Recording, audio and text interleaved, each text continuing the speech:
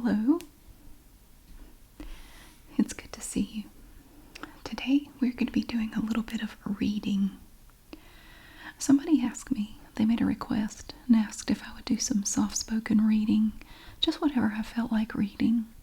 And then it had been a while since I've read anything, and I thought, that's true. We haven't read anything in quite a bit. I have this set of books, and they're big. Now, these are big books. I have a set. It's 3 books. And it's the history of Montgomery County, North Carolina. And it has this shiny gold foil thing on it here. Yeah, these are quite large books. They're all 3 this big. It's fairly detailed history of Montgomery County. And so I thought maybe we could read a little bit of this. I haven't read much of it myself. I haven't had them too terribly long. I bought them on eBay. So in the very center of this full, you can see the courthouse, the Montgomery County courthouse, which is actually not the first courthouse of Montgomery County. One of the first ones burned down. They built another one. But to me, the courthouse as it stands now in Montgomery County reminds me of the clock tower in Back to the Future. It looks a lot like that building. It has a big clock on it. It reminds me of Back to the Future every time I see it. Okay, so this, as you can see, it's a hardback book, and it's quite detailed. Now, if you're new here, this, for all intents and purposes, is a lo-fi channel. I film on a potato because I enjoy it. I do things the way I want to do them. And but I was going to tell you that there are pictures in this book, but the pictures that we're going to be looking at are old pictures, and they're fuzzy anyway. So even if I had a super clear setup, you still wouldn't really be able to make out the pictures too well. But there are some pictures, and we'll take a look at those. So we're going to just open this up. God, this is a big old book.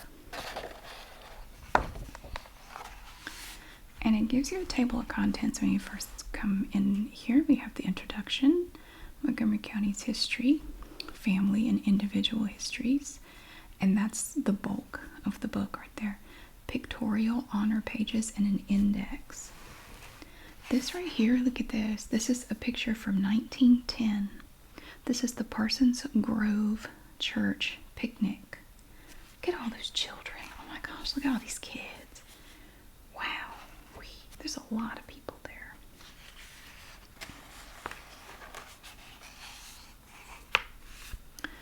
The heritage of Montgomery County. This is the old Troy Milling Company building in downtown Troy. It was a gift in 1978 from Hilton H. Cochran to the Montgomery County Historical Society.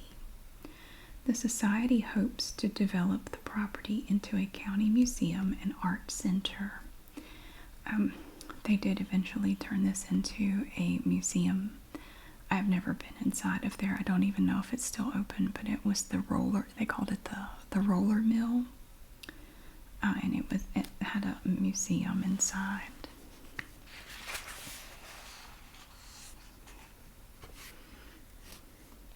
We have a poem. Look at this. They have their own poem. Grand Old Montgomery. I love not Carolina less, nor love I less these southern plains, but I do love with tenderness grand old Montgomery's rural lanes.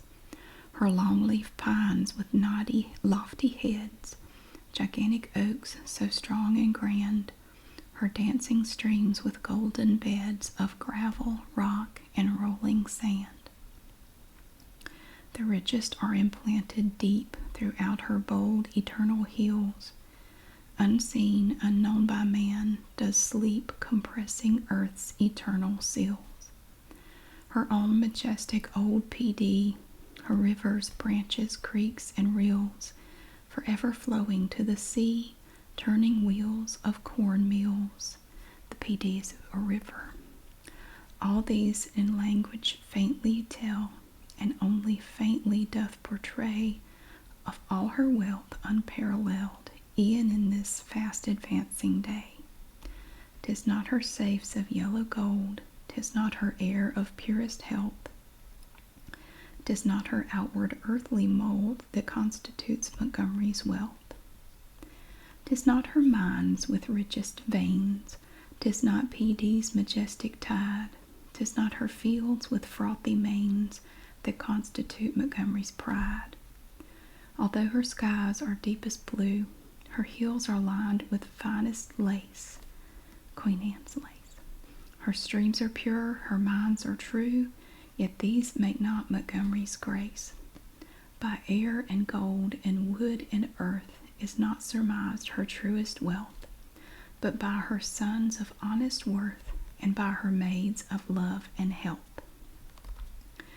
When open wide the future flings her gold and pearly gates of hope, and North Carolina sings her sweetest song of joyous scope, Montgomery's voice shall fill the air with anthems to the great supreme, while in sweet peace and wonders there, beloved without a grief or tear. And that was written by Oscar Haywood, the Montgomery Vidette, April 1889. And this book is dedicated to Winnie Ingram Richter. Now here we have a map of Montgomery County. As you can see from right here, Montgomery County is kind of in the middle of North Carolina. The center, if you find the center this way and this way, it intersects in Starr, North Carolina, which is part of Montgomery County. We have 5 towns in Montgomery County. You have Biscoe, Starr, Troy, Candor, and Mount Gilead, which is right there. Candor is down here, and they're known for their peaches. The county seat is Troy, and all the roads, well, not all the roads, but a lot of the roads come right up here where Troy is. And Starr is up here. Biscoe and Starr are up here. So that's what Montgomery County looks like. It's kind of a funky shape. You have Stanley County over here, Richmond County, Anson County is right down here, Moore County is here, and to the north is Randolph, Davidson, and Rowan counties. So we're just kind of in the middle of the state, basically. This favorite American sport saw play with the Biscoe baseball team, 1912 to 1915. Montgomery County, North Carolina. Montgomery County was named in honor of General Richmond Montgomery, a distinguished officer in the American Revolution.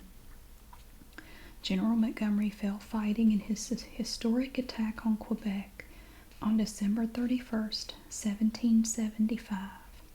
The photo is from the Division of Archives and History, Barton Collection, Raleigh, North Carolina. And we can come up here and read about the very beginning. Montgomery County, North Carolina.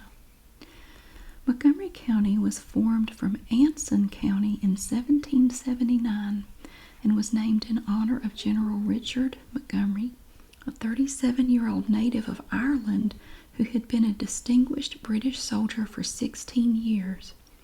He sold his commission in 1772 and came to America with his wife Janet Livingston. He purchased a farm at Kingsbridge, New York, on the Hudson River. Richard Montgomery was a man who loved justice, had an unwavering devotion to liberty, and a strong sense of duty and courage. He soon became a staunch supporter of the rights of the colonies. In 1774, he was appointed to represent his county at the Provincial Convention in New York City. In July, Continental Congress at Philadelphia commissioned officers for the Army with Washington General in command. There were 5 major generals and 8 brigadier generals. Among these was Richard Montgomery. An army of 3,000 troops was to be organized to take Canada before the British could bring in reinforcements. With considerable fewer troops, Montgomery laid siege to Fort St. John September 6th. The surrender came on October 2nd. Next, he moved against Montreal, which fell November 13th. Then it was on to Quebec, where in a driving snowstorm the attack was made December 31st, and Montgomery, leading his men, was killed. A former friend and compatriot, Sir Guy Carleton, leader of the British forces, with affection and respect had him buried with full military honors within the walls of Quebec. Montgomery's remains were in Quebec for 42 years. Then, by the order of the government, they were brought to New York City, where they were buried in front of St. Paul's Church on Broadway by a monument designed by Colonel L'Enfant, which was commissioned by Benjamin Franklin and bears this inscription. This monument is erected by order of Congress 25th January 1776 to transmit to posterity a grateful remembrance of the patriotic conduct, enterprise, and perseverance of Major General Richard Montgomery, who after a series of successes amidst the most discouraging difficulties fell in the attack on Quebec 31st December 1775, aged 37 years. There are 14 states with counties named Montgomery. North Carolina third, with Maryland and Virginia first. And here's an old map. This is a 1792 map of Montgomery County by Cotton. That's somebody's last name. Division of Archives and History, North Carolina. The county seat. P.D. River divided the county, and because of the difficulty in crossing the river to attend court, it became a source of dispute as to which side of the river the courthouse should be. In those days, there were no bridges or safe ferries, only fords or flat-bottomed boats easily upset and dangerous. Miss Carrie Lilly of McGead, a teacher and historian, told me that the first county commissioners were Henry Munger, Walton Harris, and James Pickett, and that they were appointed to establish the boundary between Montgomery and Anson counties. Also, that West Harris, James Allen, Edmund Lilly, and James Roper were appointed to contract for 50 acres of land for establishing a county seat and for workmen to build courthouse, prison, and stocks. The first county seat was Tinsdale, or Tyndallsville, on the west bank of the river. Among the many roving county seats are references to Blakely, Henderson, Stokes, and Lawrenceville. Tyndallsville was wiped out by an epidemic of typhoid fever. All the others were burned and early records lost. Because of so much controversy about court, it was decided to divide the county.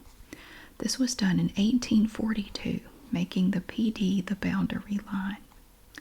The bill to do this was ratified January 13, 1843. The same year, the courthouse at Lawrenceville was burned, and the decision was made to move the county seat to Troy, which was then known as West Old Fields. 50 acres of land donated by Angus M. McCaskill was selected. Here, a new courthouse and jail was built by Peter Monroe and completed in 1846. This building burned in 1886, and again, almost all records lost. The second courthouse, a wooden structure, was built in 1897 to 98. In December 1918, fire destroyed the jail, and the county commissioners decided it was time to build a more permanent courthouse and jail. The present beautiful brick building was constructed and ready for occupancy by mid-1921. At the time of the division of the county, D.H. Montgomery was a member of the Senate for Montgomery County, and Thomas Pemberton and Edmund Lilly were in the House. Farquhar Martin was clerk of court, and James Lilly the Register of Deeds. Martin later served the county as sheriff. Henry D. Berry was the first sheriff of Montgomery County, and there are still D. Berrys in Montgomery County. Montgomery today. From a piney woods forest, Montgomery County has been converted to a thriving, beautiful place to live. The rivers have been harnessed by Hydro and Tuckertown dams to furnish electricity and converted to lovely vacation and sports areas. Good roads traverse the county in all directions. The barren sand hills are now a thriving section of beautiful peach orchards and produce farms. The Uaris are a national game preserve. Throughout the county are industries of all kinds, from knitting, textile, rug, and bedspread mills to tile and furniture, mobile homes, and a shoe factory. This was published back in the early 80s. That is no longer true. You can't find. Most of those places have shut down and gone out of the country. There are no big towns, but we are in reach of easy shopping and amusement. The gold mines are closed, the turpentine still's gone, but the lumber business is still a thriving, profitable business, and that is still true. That was written by Mrs. Catherine Watkins McKinnon. Montgomery map dated 1792. That's this right here. The following article appeared in the Montgomery Herald on June 29, 1950. 2 old Montgomery County maps and 1 Stanley County have been located which cover lost and unwritten history of the 2 counties which were united as one county from the years 1789 to 1841. The oldest map was found in the Edmund D. Berry papers, held now by Mrs. T.R. Baldwin of Mount Gilead. The map was prepared by James Cotton, surveyor, so that's who prepared that, in 1792, a few years after the separation of Montgomery County from Anson County. The southern boundary is formed by Rocky River west of the Pee River and by the old county line road from the site of Almonds Ferry eastward, north of Mangum, Little Mills, X-Way. Don't know why they spelled it like that. X-Way is a small community. It's E-X-W-A-Y. They have a capital X dash way. Anyway, doesn't matter. All of which are located over in Richmond County and to Patterson's Bridge on Drowning Creek, southeast of Jackson Springs, North Carolina, highway number 73. The size of the map. The map is 22 inches long by 12.5 inches wide. The right-hand corner has been lost due to much folding of the paper. The county boundaries on the west, north, and east are straight lines measured off in miles and figured to a scale of 3 miles or 60 poles in an inch. The bearings of the lines are given with measurements: 18 miles on the west, 31 miles on the north, and 15 3/4 miles on the east line. Uary River is spelled U-H-A-R-Y River. The early names of the larger creeks are given. From a point on the western boundary, a line is drawn to the center of the county and designated as 19 miles. This line leads to a point which was later designated as the county seat and named Lawrenceville. The county court is reported to have met first at Tinsdaleville or Newtown, and by some to have been on the west side of the Pee River north of Baden, and by others on the east side of the river. The courthouse was located at Henderson and Blakely on the now Montgomery County side of the river until it was established at Lawrenceville probably around 1800 and continued there until the courthouse was destroyed sometime between 1838 and 1834. Went back in time a little bit, right? The later date is made in one of the oldest will books in the courthouse, now located in Troy, but it may be a mistake. James Cotton Jr., the surveyor, lived near Baden in what is now Stanley County. He was a patriot and served with the American troops during the Revolutionary War. His father, James Cotton Sr., was a Tory and had to flee to England. His land and personal property left were confiscated, but after the war were reported to have been released to his son. Descendants of James Cotton still live in Stanley County and have played a prominent part in its affairs, with some of them also in Montgomery and Richmond counties. Colonel James Cotton, 1823 to 1903, is buried in the old Albemarle Cemetery. First official survey. The map made by James Cotton Jr. was probably the first official survey of the new county of Montgomery. A search of the Department of Archives fails to reveal any other maps till Stanley was separated from Montgomery, due to the courts being held near Troy after the burning of the Lawrenceville courthouse. Montgomery County surveyors report that the county lines have been uncertain, there being two called for on the northern boundary and that the eastern line is uncertain. Some farms have been found to have been listed in the wrong county.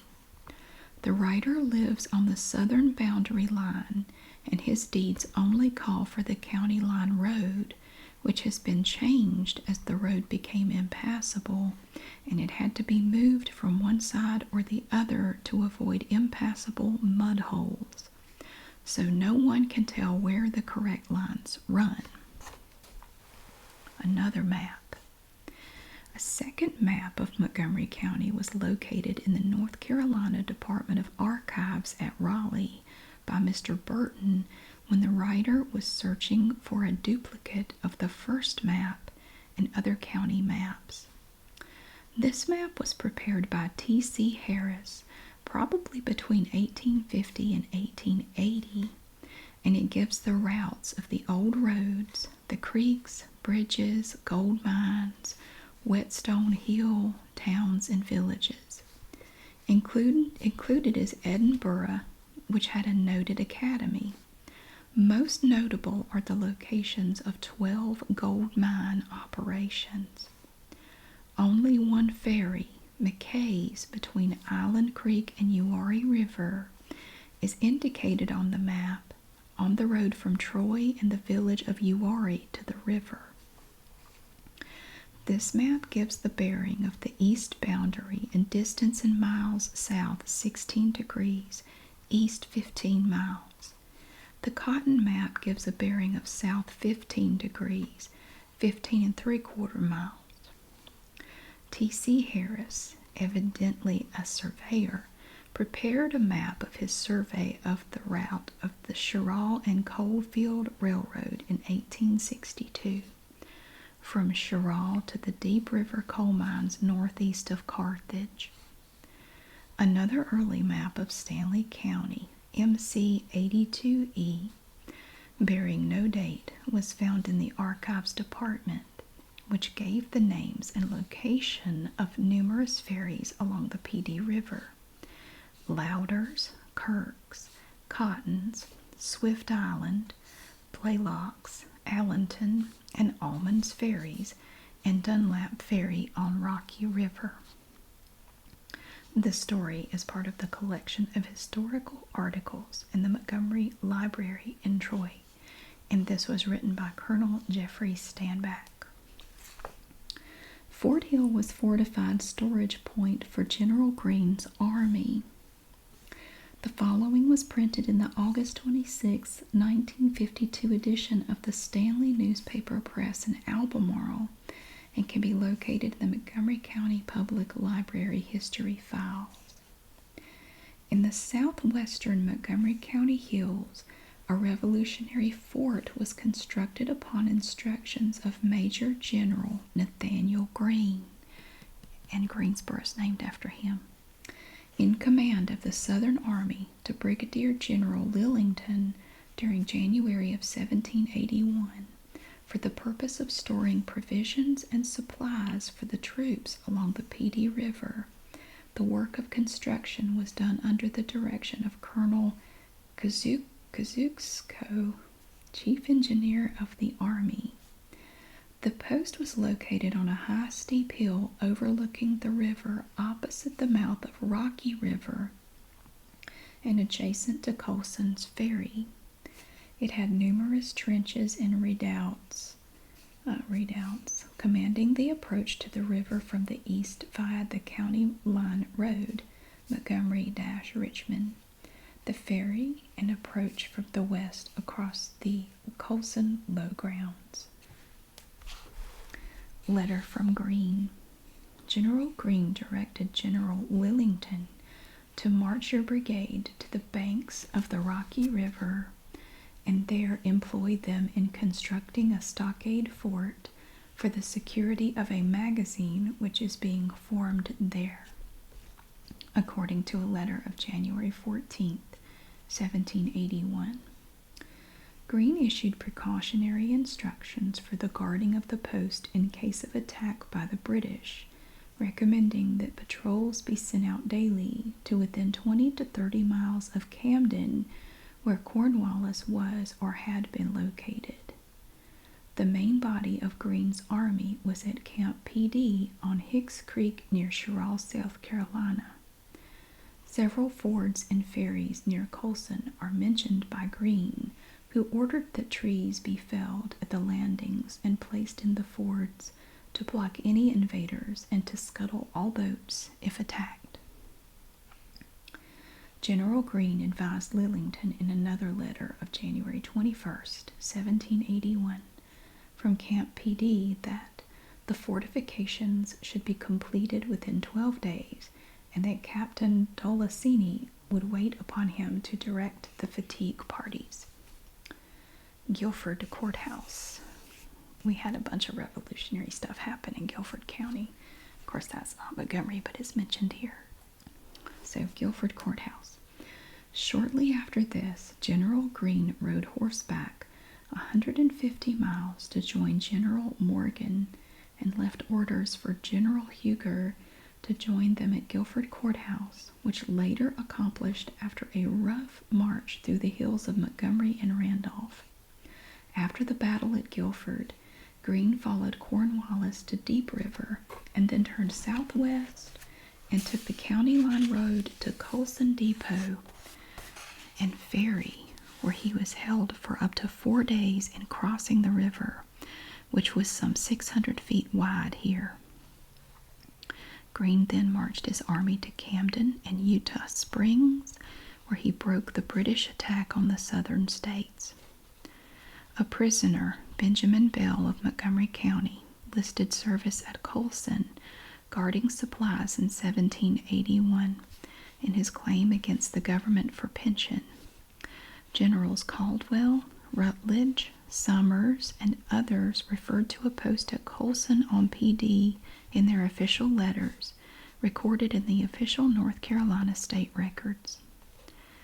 No specific listing or description of the installation had been found until after an inquiry into the National Park Service months ago brought forth copies of 2 letters of General Greene to General Lillington. This is a photocopy of a map. This is a 1794 map of Montgomery County from the Division of Archives and History, Raleigh, North Carolina, and here written in script is Montgomery. This is Little River right here. This is part of Richmond County, Anson. Pedee River runs right here. And the Pedee River separates Montgomery and Stanley counties. Known as Fort Hill.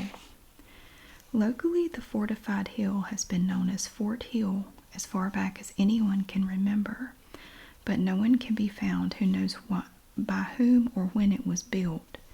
Some say it was used to hold off the Indians. We are now indebted to Mr. C.W. Schulthouse, Guilford Courthouse National Military Park, Greensboro, North Carolina, for solving the question of who fortified Fort Hill. Cannonballs about 2 inches in diameter and round bullet balls of 1/4 to 1/2 inch in diameter are reported to have been found frequently on the grounds of the area. 2 cannonballs, which have been verified by the North Carolina Department of Archives and History as of the Revolutionary period, have been preserved by local citizens. Shallow trenches and deep holes are still perceptible around the crest of the hill. The recorded survey of the lands of Daniel McCrae for a division of the property in 1840 included not only Fort Hill by name, but forks of the PD and Rocky River, which was owned up until 1780 by John Colson of Troy.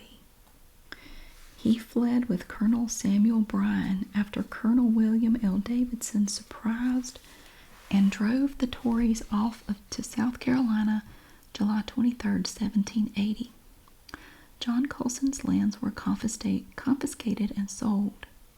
No confirmation can be found, but it is believed that Fort Hill was called Colson or Colson Depot or Colson Fort, and the Colson is the same point that General Greene had fortified.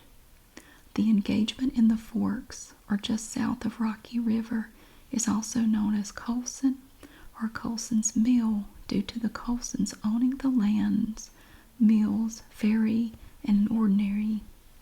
The last 2 points are found on most of the maps of the time and area, and that was written by Jeffrey F. Stanback. This is a picture here of the second Montgomery County Courthouse, built around 1845 in Troy, and this is the one that burned around 1918. And this is the one that stands today in the front. To me looks like the clock tower in Back to the Future. It really does. Courthouse burnings. The following is an article from the September 3rd, 1960 issue of The State magazine. The burning of a log courthouse on a Uwharrie mountaintop east of the Petey River around 120 years ago is credited with helping to create what is now Stanly County. At least historians believe this act of arson hastened the division of Montgomery and Stanly counties. Stanly was created as a separate county from Montgomery by an act of the North Carolina General Assembly in 1841, specifying that the river be used as a natural boundary. Originally, the Stanly-Montgomery land belonged to New Hanover County, then to Bladen, then to Anson. And Montgomery County is quite a ways from New Hanover. That's crazy. At least 4 courthouses of Montgomery County are believed to have burned or been destroyed, usually under suspicious circumstances, prior to the last one, which brought about the division. Names stuck on these quote-unquote wandering courthouses were Blakely, Henderson, Tyndallsville, and Lawrenceville. Dr. Francis J. Crone, perhaps the most learned man of the early era, said, "The original courthouse was built under a wandering star, and its fate was to wander."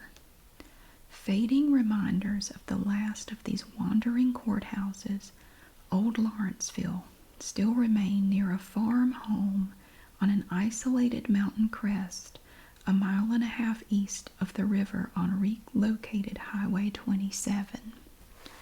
Lacey Thompson, who lives there, points to a thick clump of bushes a few hundred feet from his home. "There's where the old log courthouse used to stand," he said.